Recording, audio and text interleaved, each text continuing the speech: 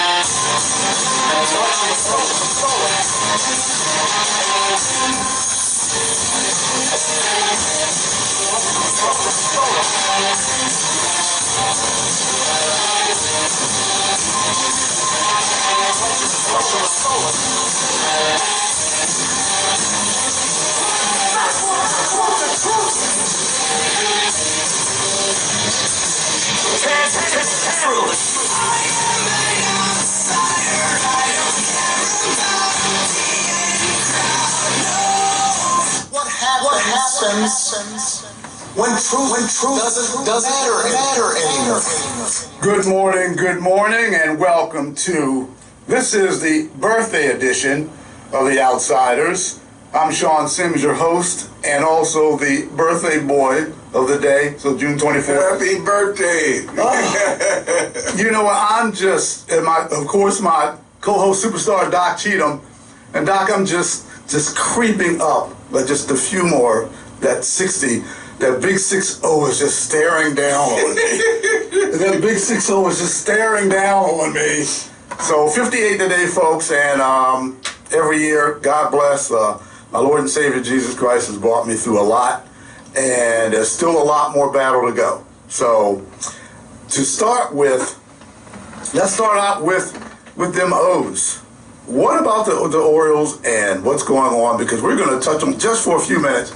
You got the All-Star game coming out, the balloting, and you've got Austin Hayes, who's, you know, arguably the best hitter in the league, and he's not even going to be in the All-Star game. So Adley Rutschman, Captain America, the catcher, he's on the second wave, so hopefully he'll get in as a starter. But Doc, what do you think of how the O's are going? Our center fielder may not make it either because of injuries, but we're doing far better than anyone would even imagine that I know of. I know a lot of sports people.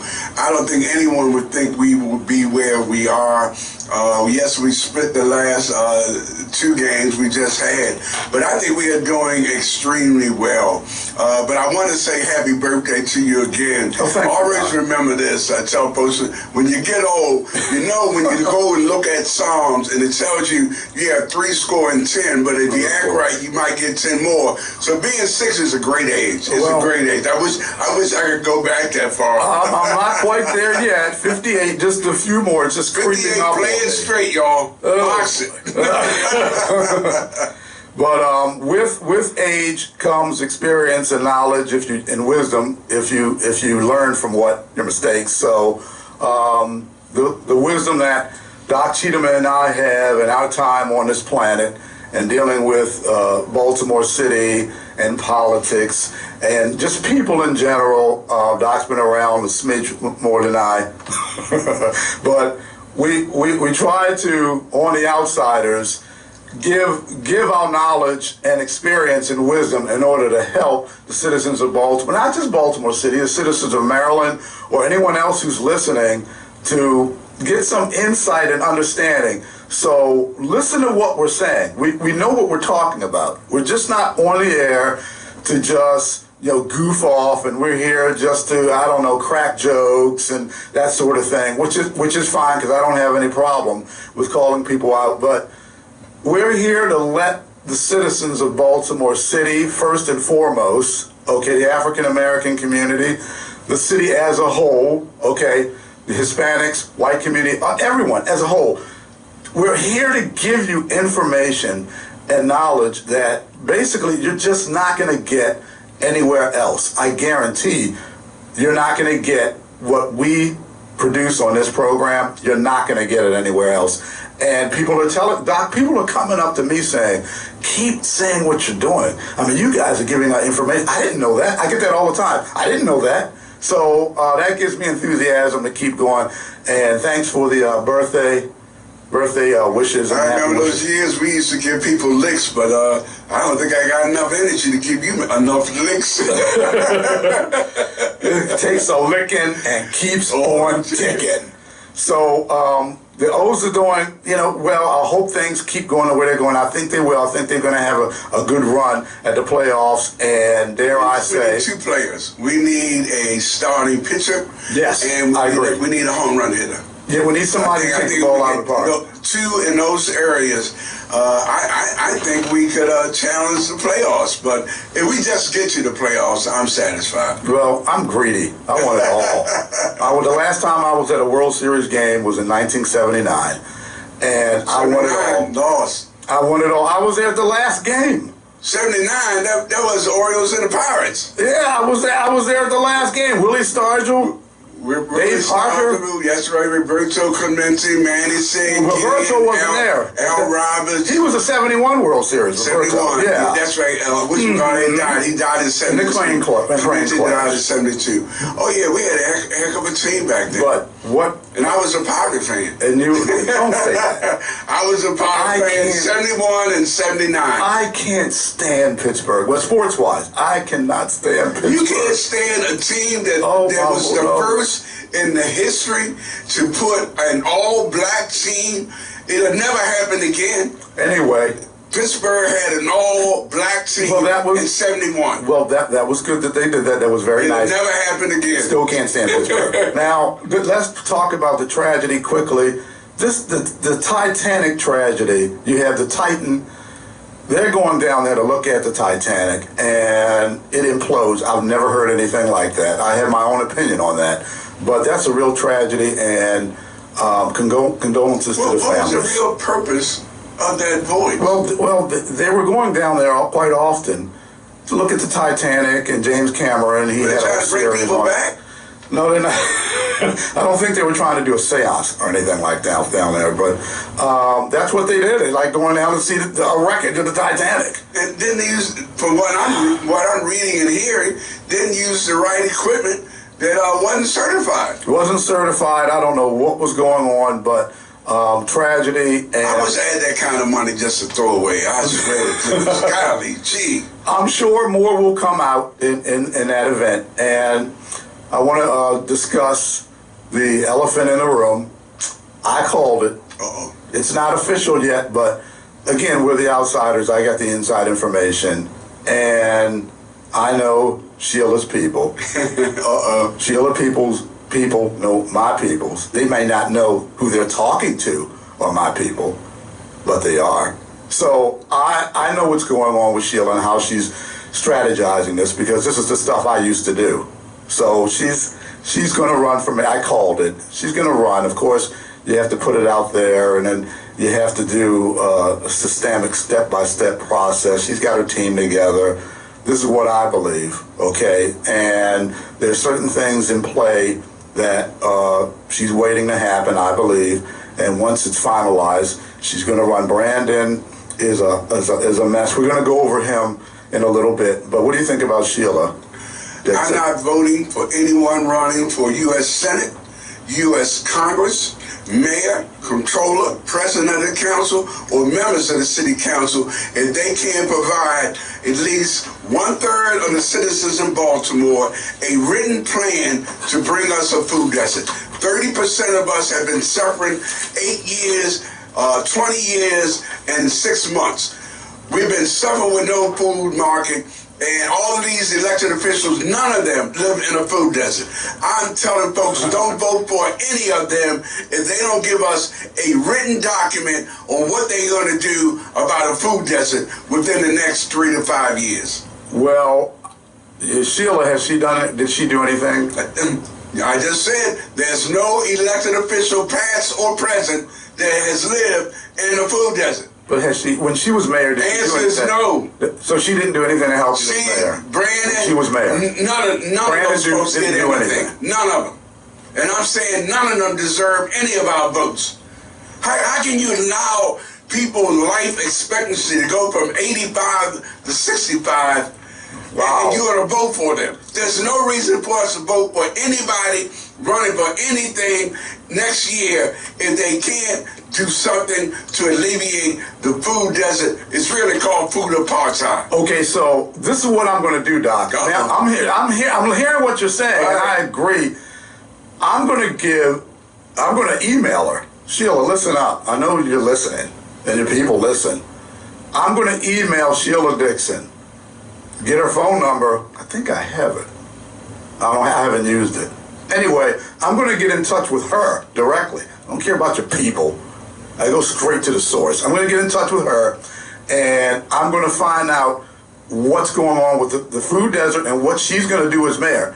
What she's going to do as mayor in order to address that and take care of that issue. She can partner with the governor. Okay, I'm going to talk to her. Last email her. Said very candidly in front of a big audience. Not only did it do it in front of an audience, but he put it in the Afro last year that he's going to help, starting with Sandtown. We ain't talking about no damn Reservoir Hill, middle class folks getting a food market, and we in Sandtown for 20 years have been suffering.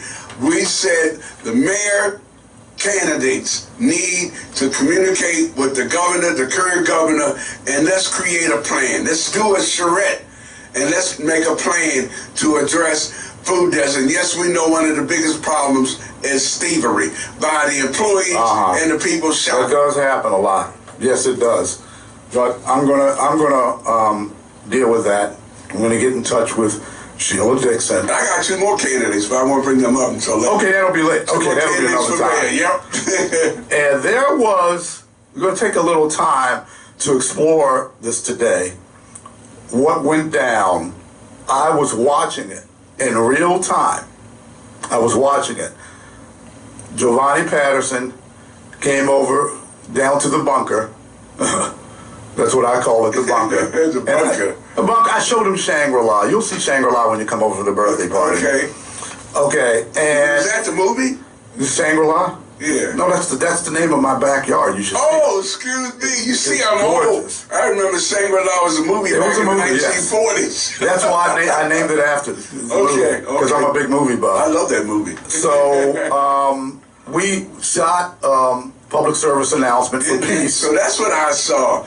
Great. You can see it in person. Great. You should have saw the look on Giovanni's face when he walked out to Shangri-La. His mouth just dropped. Oh my goodness! But he was there. We were doing a public service announcement regarding the police commissioner and what I think of it. So you can go to Peace, PEACE, okay, and People for the Engagement. What is it? Community. It's an acronym, folks. Acronym.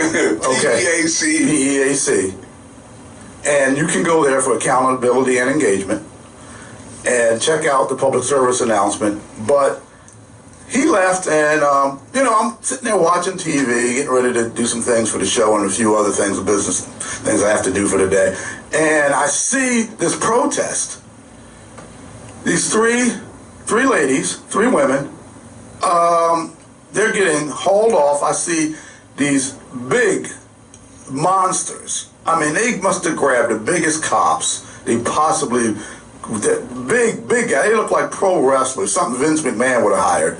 Hovering over these three women. There must have been, how many? I counted like 17, 18 cops. Yeah. It was very close to 20 if it was not 20. Okay, apparently they had to. And that many BGE guys, too. Yeah, and not including them. And apparently BGE had to turn off the senior gentleman's gas. And I mean, it was like, we have to do this. We have to turn it off. In other words, if they didn't turn off this older adult, if they didn't turn off this gentleman's gas, then there would have been a catastrophic event. So the workers had no choice but to turn off one older adult's gas, or the city would have been doomed. I mean, that's the way they were acting. It's like, if they don't turn it off, then the city is doomed. And this is the way it came across. They meaning BGE, the same BGE. Baltimore Gangster Enterprise. The Baltimore Gangster Enterprise. I like that. That turned off the power to a church not that long ago, Friendship Baptist Church, and Pastor Alvin Gwynn Sr. They still don't have power. Now they have the BPD. As far as I know, they don't have any more powers. Now, Pastor Gwen hasn't told me it's been turned on. Now they have the BPD to do their bidding, and the new acting police commissioner is their attack dog. We know Slim Shady is in the back pocket of BGE. BGE backstabbing, backdoor deal to give BGE control of the conduit. Now the acting police commissioner and the police are part of this takeover and control of Baltimore. And from Star Wars, I'm going to say this utility monopoly is now complete. It's complete. Now they have, it's like a takeover. They got the police, the mayor, they're intimidating three women. You know what? Rock, let's go to it. Rock, cut one, please. What started as a threat of legal action by several Baltimore communities in BGE quickly turned to protest. Residents upset about the installation of external gas meters. I plan on standing for my neighbors in the square. Also standing up, longtime Fed Hill business owner and city council hopeful, Claudia Tolles. The fact of the matter is, the action that they're taking today to shut off our neighbors' gas is illegal. Longtime Fed Hill resident Stephen Topping shocked that BPD made the arrest. While he says dirt bikes and large crowds take over the area on the weekends. I think that everybody's time could be better spent. Vic Narajan, who represents the neighborhood residents. These are three law-abiding citizens who love the city. Says BPD's arrest efforts should have been directed elsewhere. Where are the cops when the dirt bikes are running through? Where are the cops when the drug dealers are running through? And pointing to the city's already stretched thin department. I've heard the mayor and the police commissioner talk about how we don't have enough police officers for homicides.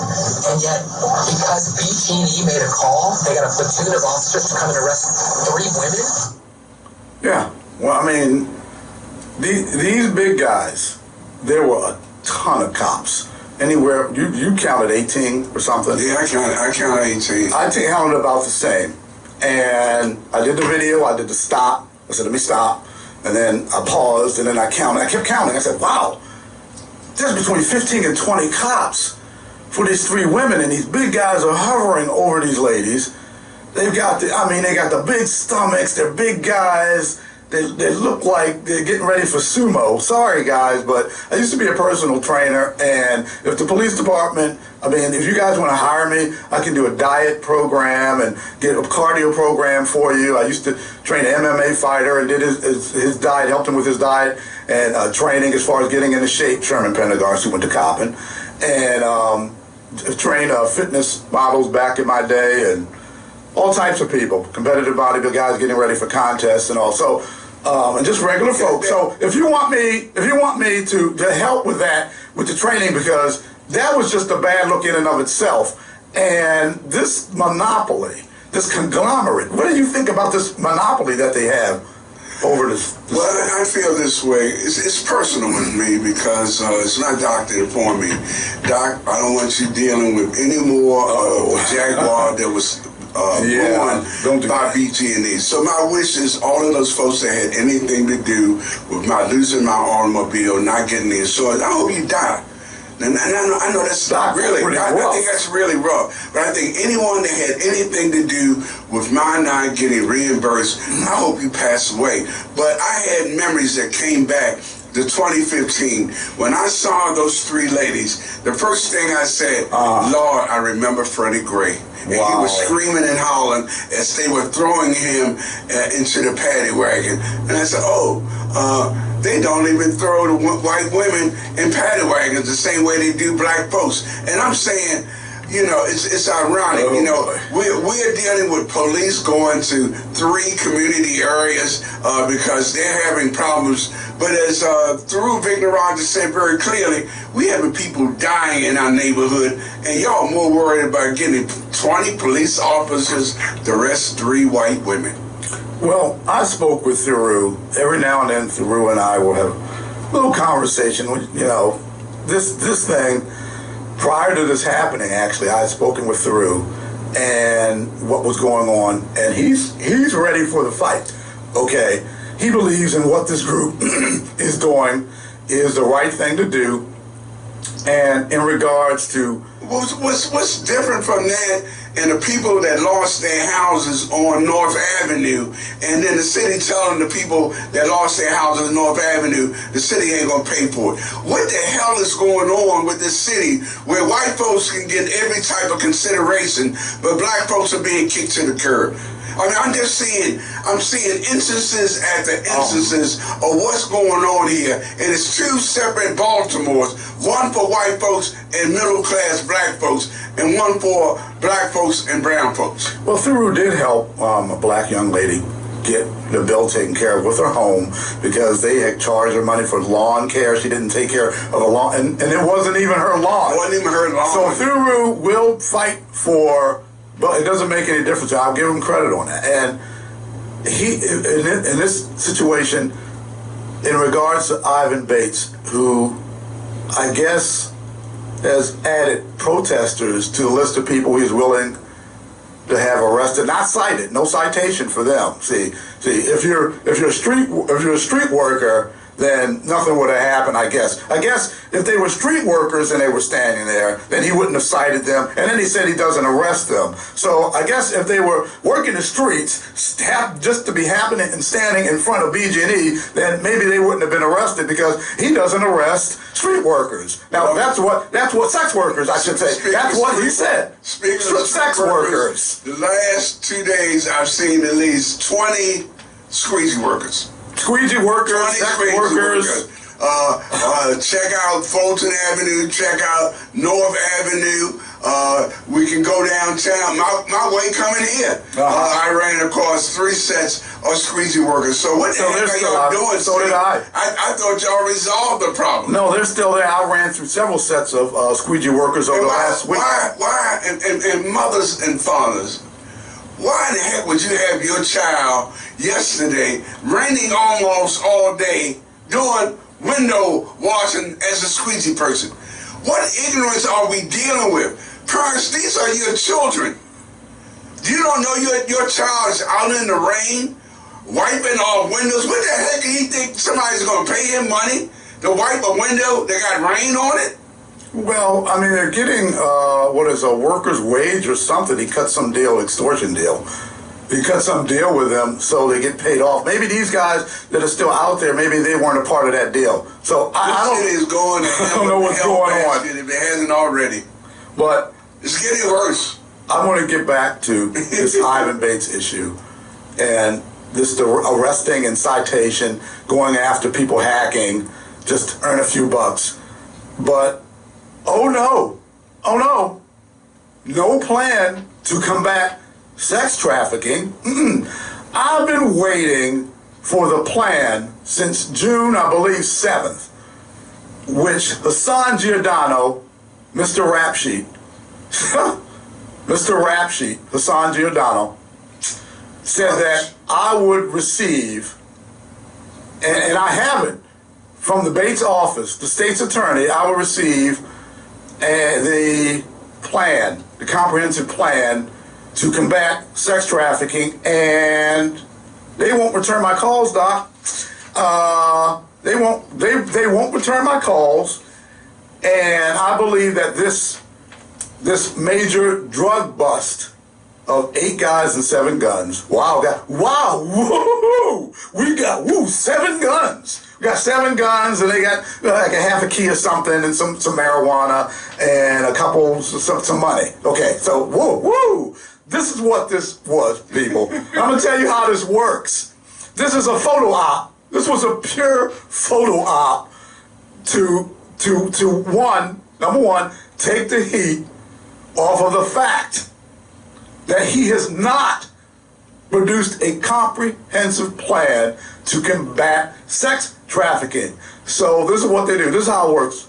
So they bust these guys. And remember, the police have ongoing investigations of gangs all over the city. It's not all of a sudden this popped up or they were the only ones they've been looking at since January. They've got multiple gangs all over the city.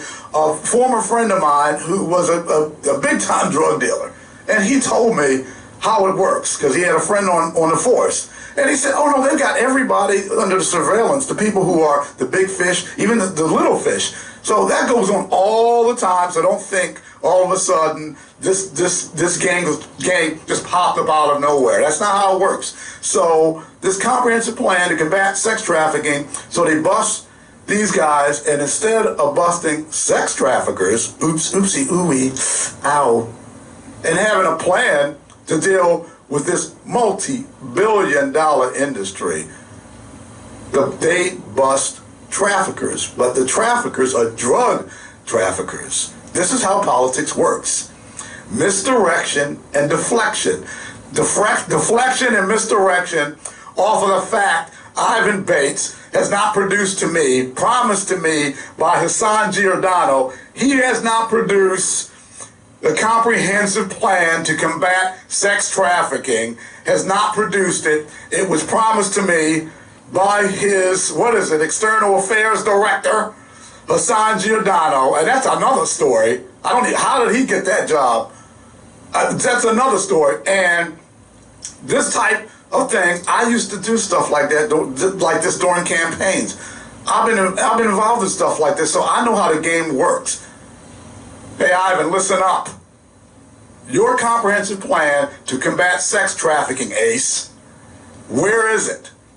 I'll keep asking until you produce it. These distractions and photo ops that you think the people, because Baltimore people, they eat stuff up like that. That's why they need people like us to tell, look, this is what's really going on. They need people like us to let the folks know this is how things work, because even though we're the outsiders, we have the inside information and we understand it. So it was nothing but a photo op, and it's just not going to work. But final word on that, Doc. Well, I want to say this. Let's add on, let's put some icing on the cake. Okay. Let's go to the Helen Dealers Bentley Port and let's see if we can find some illegal guns. Uh-oh. My guys are telling me, and they've been doing it for 6 months now, my guys are telling me in Baltimore City, who never could find out where the heroin was coming into Baltimore after 40 years, my guys are saying very clearly, Helen Dealers Bentley Port is where not only the automobiles are being brought in illegally, but the guns are being brought in. Who's going to, Cardin, are you going to do something? Van Hollen, are you going to do something? And Fume, are you going to do something? Because my guys are telling me the guns are coming in from the port. Well, you know, whoopee yahoo, they got 7. Oh my goodness. Hey, everybody stop the presses. Stop the presses. They get on TV and brag about this stuff. We got 7 guns off the street. This, let me explain to you. We're gonna move on, but I gotta explain something. Okay, that bust with the amount of drugs and the guns is like absolutely very little effect. It's a tiny drop in a huge ocean of crime. That's what that was. It was a photo op. Elected officials continuously coming on TV, patting themselves on the back. I don't know. That's what we're seeing. I would say, folks, over 70% of these broadcasts coming by elected officials are them patting themselves on the back. Well, speaking of which, okay, one of the persons at this press conference where everybody's standing up there giggling and smiling and giggling because they got their little photo op, and outsiders, we just literally just busted you. And we're going to continue to tell the truth and what really goes on. This little photo op, and then this children of the corn look from the people standing there, this stare, this blank stare. That is creepy. Do you see this at these photo ops? Yeah. That blank stare, Shantae Jackson is the queen of the blank stare. It is creepy. They stand behind Slim Shady with this weird children of the corn look on their faces. And let's go, you know, Rock, let's go. Rock! Oh, Rock! Woo! The name of doing a nature boy, that'll wake you up. Let's go to Colorado. Cut 2. Okay. You traded for one negative for another negative. Exactly. That is what's going on. And I have a question about Richard Worley. It says here, it looks like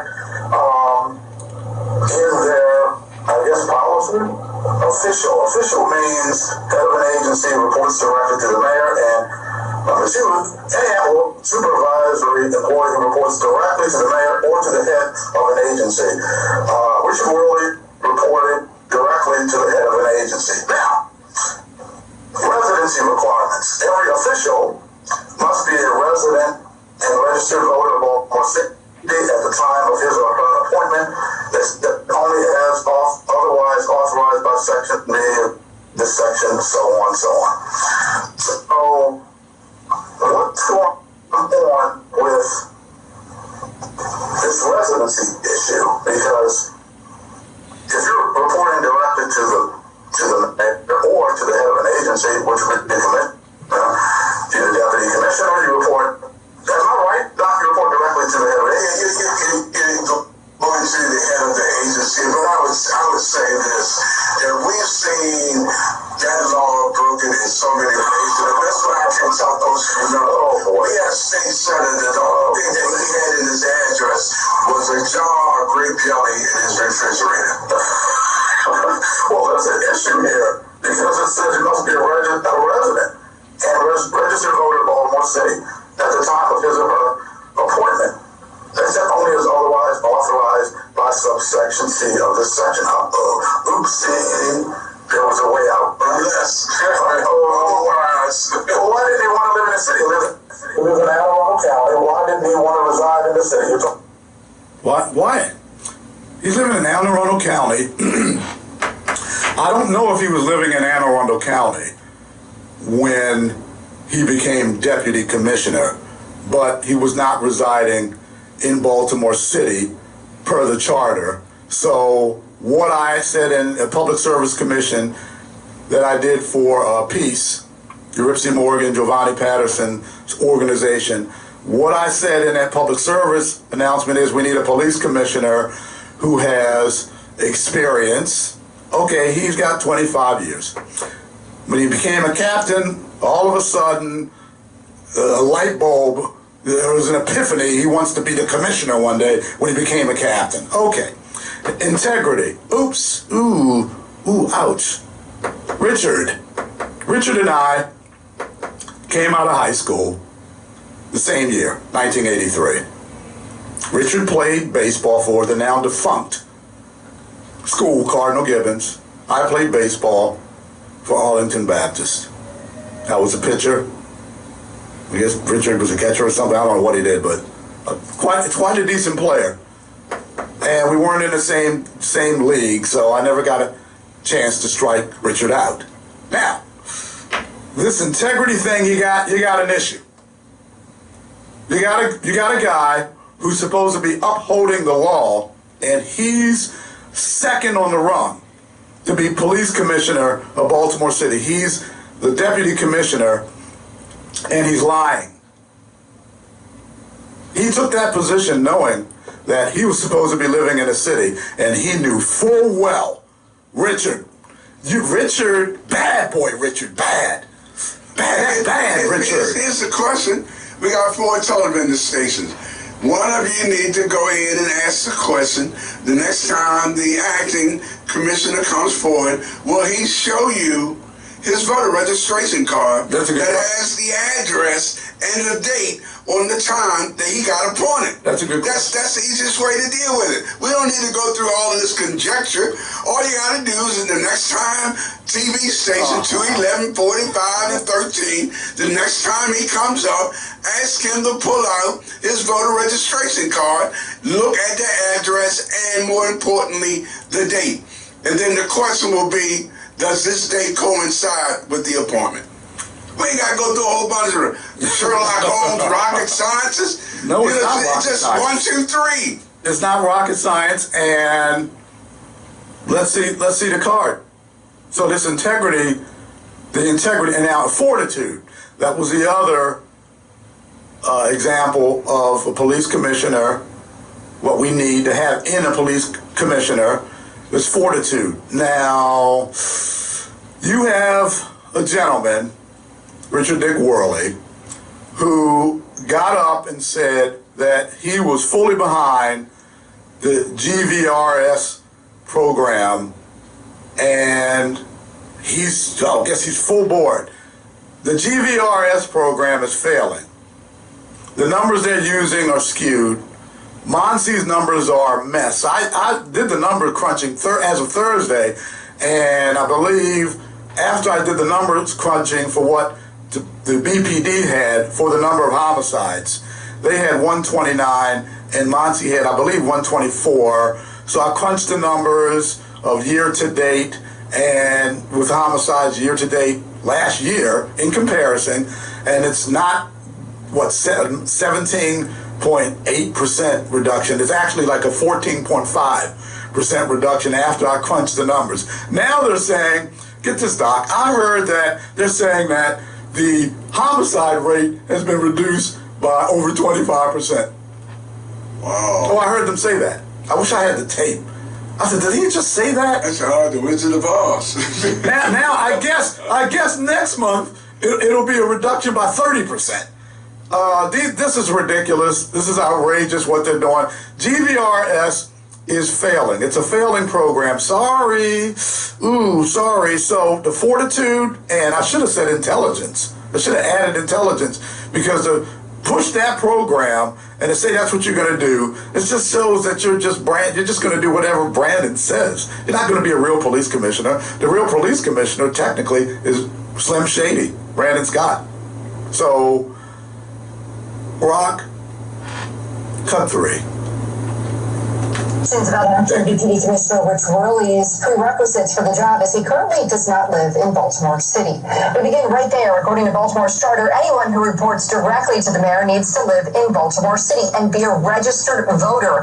Mayor Scott says that Worley's family is looking to buy a house in Baltimore, but Fox 25's Mackenzie Frost pressed the mayor on whether Worley has signed a required letter of intent. When will he sign his letter of intent to move to Baltimore? So he's acting in an acting capacity. As we go through the period where he goes through a formal nomination process, he will be moving to the city. Did that mean that he was violating the charter when he was appointed as deputy commissioner, because he had to live in the city then as well? Mackenzie, the commissioner will be following and abiding by all rules as he's always had. He was violating the charter when he was appointed as deputy commissioner, because he had to live in the city then as well. Mackenzie, the commissioner will be following and abiding by all rules as he's always had, and we're going to make sure he moves here. He's a Baltimorean. He lived in the city as a district commander. He lived in the city as a colonel. He'll live in the city as a commissioner. He's been abiding. Are you a Baltimorean for life? I mean, you can move somewhere else and you're still a Baltimorean for life? What the heck? They think we're stupid? Well, Slim Shady said something. He said, because the outsiders, let's get it straight. Set the record straight. The outsiders broke the story and information regarding his residency as deputy commissioner and what the charter says. Mackenzie Frost, great follow-up from me, Mackenzie. I like the way you followed up from our breaking the story. Now, he said, Slim Shady says that Richard Dick Worley is abiding by all the rules and always has. That doesn't make any sense. You got caught dead up, straight to rights, dead up, not living in the city as deputy commissioner. So how can this moron get up, dumbbell, and then say he's abided by all the rules? That's what I mean by integrity. It seems like Richard Worley has a lack of integrity. That's what I think. Doc, what do you think about what he said? I wouldn't as much put it on Worley as I would Baltimore City and its guidelines. Either he lives in Baltimore City or he doesn't. He's either a registered voter in Baltimore City or he is not. I think you got caught jumping too hastily, making the appointment when you have not dotted your I's or crossed your T's. And I think that's what this situation is all about. But here's my question. What's wrong with all the other people that have qualifications to become a commissioner? Why are we foregoing all these other people that have been in the police department that should at least be looked at and queried as to whether or not they're interested? I know of already of 5 different communities who said that they have a recommendation they like to give to the mayor or someone to then give it. Commissioner. Then they need to give it. Don't sing it. Bring it. Give it to them. Send it to the outsiders. Give it to Doc Cheatham, okay, or myself. And since you have a better relationship, Doc, than I do, I have a relationship with some of them. But give it to Doc Cheatham. Your recommendations, folk. Me personally, as far as who I believe Colonel Melvin Russell. He has 40 years experience, and he knows the community inside out, and he's out there in the community. He's dealt with the community, and I've gotten a lot of positive feedback from folk who've spoken very highly about him. But that's me. But the people have a voice. They should raise their voice of who they want. People, you need to power yourselves up. Raise your voice on who you want to have. Your pick. The communities, who your pick would be. I do have a problem with Richard's integrity. He's a big boy. We graduated from the same class, but not the same class, same year, 1983. Practically, he's a little bit older than me, but we're the same age. And he's a big boy. He knew exactly what he was doing, Doc. He knew exactly what he was doing when he did that. So let's see how that all turns out. Yes, the city, that's the swamp. I don't hate to use Trump's word, but that's the mire, that's the swamp you're in, and he just went along with it. And I agree with you about that's how the city, it operates that way. So, you know what? I want to get to this because this came across my desk. I'll use that format. Came across my desk, and I gave him a call. I'm a straight shooter. Carlton Douglas has a show, Frank Conway Sr. show. He's continuing it. Senior Conway et al. Et al. They got a couple attorneys on there, Robert DeShiel and some young lady as well. She's an attorney. And I heard a segment of a show he did, I believe, a month or so ago. And the guest on the show was Christopher Robin, Winnie the Pooh, Christopher Robin Irvin. And it was interesting. So, Rock, could you cut 4, please? Now, let's get right to the bigger things. And we have a special guest we want to get to right now. And we're going to let attorney, although I know this gentleman very well, attorney Tammy Smith Wilson, introduce our guest for us, please. Today we have with us Mr. Christopher Irvin. He's the president and founder of a nonprofit organization located in Baltimore City named the Lazarus Right. Yes, I know you also received a grant from Baltimore City regarding community cleanup. How is that coming along? It's going excellent. It's going excellent. I don't, whatever you want to know about it, I'm happy to tell. It's going excellent. It's going excellent. I don't, whatever you want to know about it, I'm happy to tell.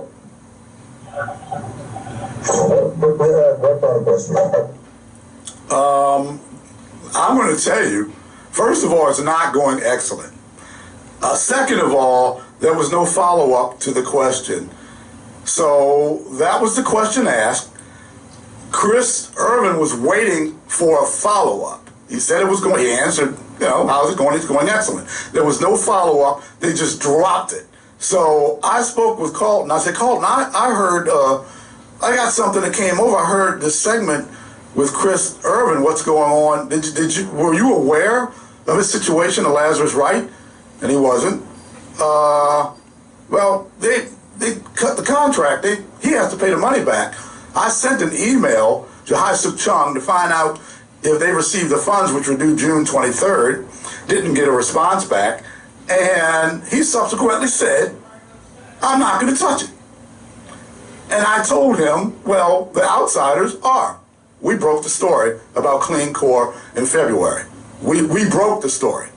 So, okay, things are not going well with Chris Irvin. And Rock, could you cut 5, please?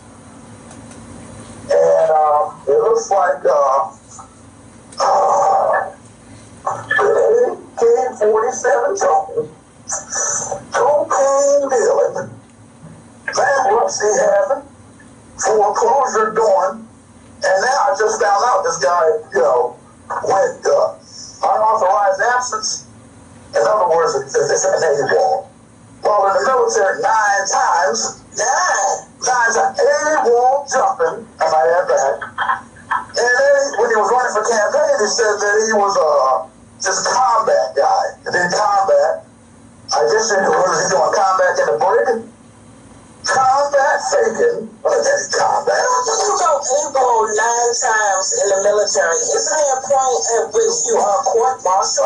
He was a private first class, and then they bumped him up to a lance corporal, and then this AWOL business happened, and then he ended up as a private and booted him out. So then they said, truck driving, $1.346 billion getting, Clean Core awardee, Christopher Robin, the Lazarus White Inc., and these people are making these awardees are supposed to be folks that are working with the neighborhood associations, am I right?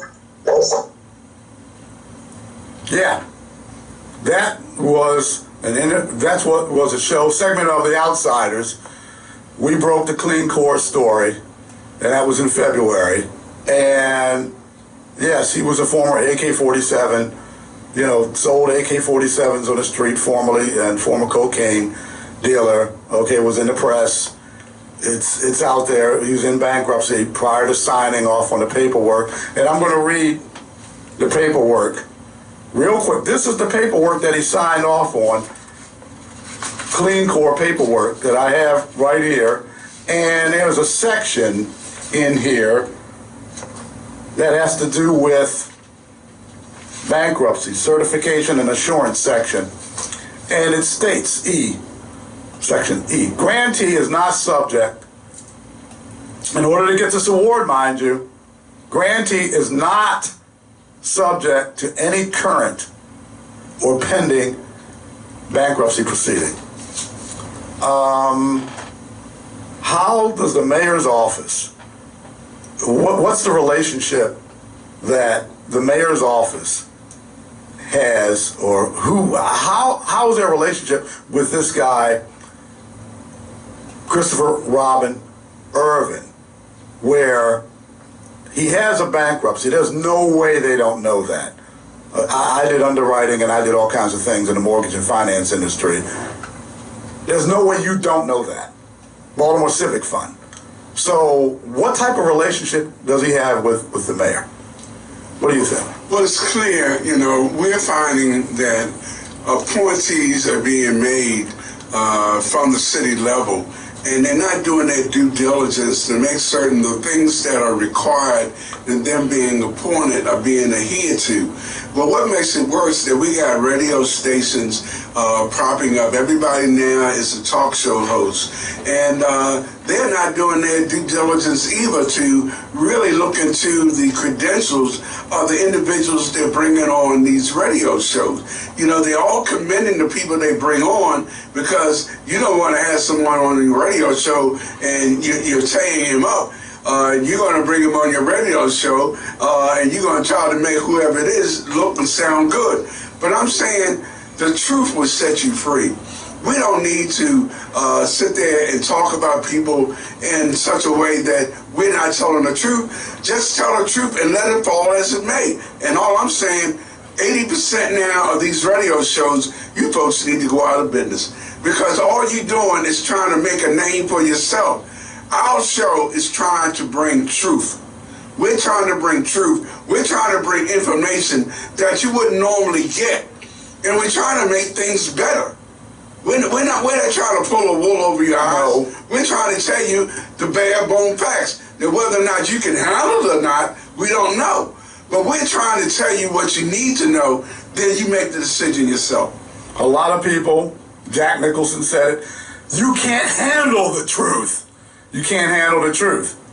So everybody wants to play nice, not do their vetting, do their homework, have people on and just shuck and jive and all this other stuff and tee-hee-hee, and you doing real good and you helping the community. And I'm sure there were some things he was doing to help these guys. I used to help guys get their CDL license.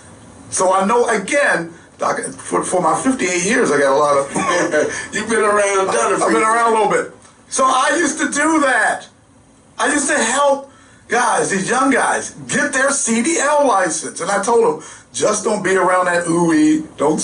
You got to do a P test. That's what he called it.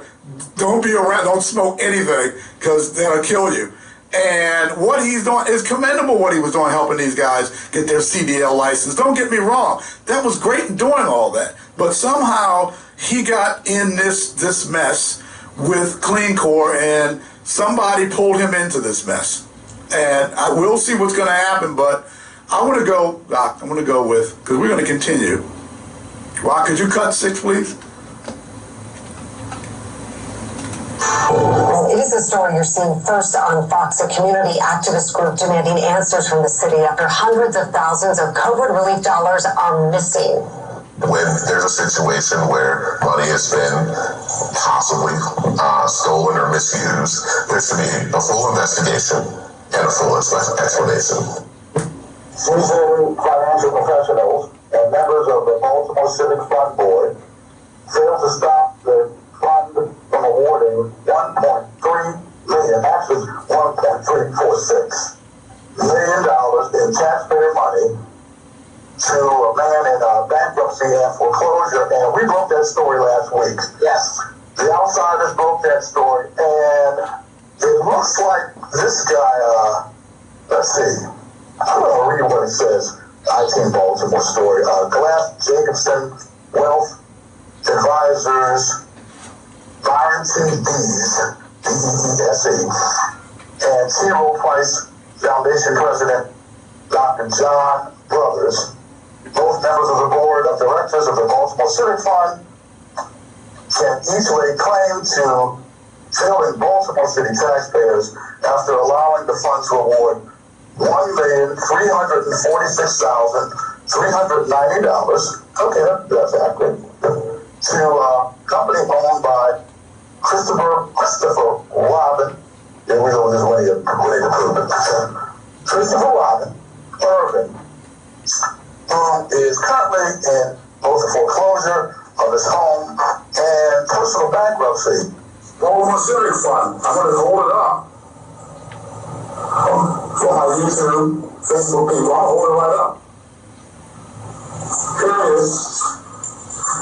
Baltimore Civic Fund, May 30th, 2023. Here's Mr. Urban, the Baltimore Civic Fund, the grantor, and the Lazarus Wright, the grantee, are parties to that certain Clean Core grant agreement dated December 20th, 2022. The grant agreement, a copy of the grant agreement, is attached hereto as Exhibit A. Yes, I do have a copy of that. As described in greater detail below, the grantor and the city have determined that the grantee has materially breached the grant agreement by failing to perform its obligations as set forth therein. Therefore, this letter provides the grantee, that's the Lazarus Wright Group, with written notice that the grantor, that's the Baltimore Civic Fund, is hereby exercising its rights to immediately terminate the grant agreement. Money was allocated under the mayor's Clean Core program to a local nonprofit hired to help pick up trash in parts of the city. As Fox 45's Rebecca Pryor reports, the city is now trashing their contract. That's right, Fox 45 has obtained documents revealing that the nonprofit's partnership with the city has been canceled due to misspent federal funding, a waste of public dollars. 2023 and May 10, 2023, and the grantor will deduct the total spent from $414,477.50, which will provide a remaining balance of unused Clean Core funding. Oh boy. The grantee will be required to return the unused Clean Core funding by June 23rd. Right, a nonprofit that assists ex-offenders with reentry, was one of the Clean Core awardees, or at least they were. At the start of this year, the city signed the nonprofit to a 2-year, $1.6 million contract. But in just 4 months, a fourth of the funding gone. According to documents obtained by Fox 45 by May, that contract was null and void. You think of that. It saddens me to hear this critical letter that's coming on the financial basis dealing with some funds that Baltimore City has through another party given. I really think, listening to how serious those charges are, I really think the Inspector General needs to go in and that's what you said last week. The outsiders, we talked about what happened with the letter. We broke the story in regards to Clean Core and Baltimore Civic Fund giving Lazarus Wright the axe and ending the contract. And Desmond Stinney, concerned citizens of Baltimore, they're also suing the mayor and the city because Slim Shady won't pick up the trash and recycle for the city charter, and he said that the mayor's Clean Core initiative didn't pass the smell test. I think he's being nice. I think it stinks. This Clean Core Baltimore Business Fund setup stinks to the high heaven, and I predict, this is a prediction, I predict that there will be a whole lot more Scheiße, that's German for manure, a whole lot more stink discovered about Slim Shady and his initiatives. And that's just my prediction. Slim Shady, and I gotta say this, Slim Shady stabs people in the back. He stabs his friends in the back, and he certainly stabbed the citizens of Baltimore in the back with the BGE backdoor deal. That's his modus operandi, the way he deals with people who are his friends. He stabs them in the back, then runs after his enemies to befriend them, which is a dumbbell move. Dumbbell move. I think I have a new moniker, a new name for the mayor, and I think Backstabbing Brandon. Yeah, that's it. Backstabbing Brandon. Much deserved name for you, Brandon, because I know you. I know what you do, and some of those people smiling in your face, they tell me the things you do. So Dick Worley, watch your back. Ivan Bates, watch your back. Faith Leach, I keep getting that wrong. Faith Leach, watch your back. Nick Mosby, city council people, watch your back. Anyone around Brandon Scott, watch your back. Mr. Stinney made it known in the interview that his group did not get any direct response back from the administration. The only thing they received was a notice that the award to the Lazarus Wright was given. And these ARPA funds, who knows what happened to that money? Doc, what do you think of all of this? I think it's the same commentary, and it reflects on these citizens of Baltimore who are seeing and hearing this, and we're not screaming out. We're asking not for justice at this point, but for thorough investigations to find out the rest of the story, as they would say, Paul Harvey. Give us the rest of the story. Well, let us know what's happening with these funds that are coming in, millions and millions of dollars. $641 million. Coming into the city. I want to know something that I don't think any radio station, except for the outsiders, will touch it. And that is, what is the relationship between the Catholic charities and these sexual predators that have harmed our men and women that have gone to Catholic churches? Is there a relationship between Catholic charities and these lawsuits that are coming up? Somebody needs to ask the hard question. At least, is there a total separation of who's handling money, dealing with crime and violence, and is any of this money being commingled to pay for these lawsuits for these Catholic priests? Now, nobody else is touching it, but I'm touching it.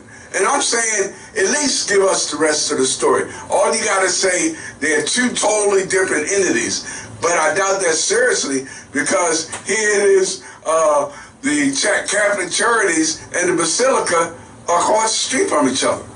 That's some news. So the outside is going to keep an eye on things. We got to go on that note. I'm the birthday boy. Happy birthday! Celebrate my birthday. So I'm going to get out of here. Thanks, Rock. Okay, thanks, Rock. And God bless all. Take care. And we'll talk, see you, and be safe. Take care. Let's go, Holmes.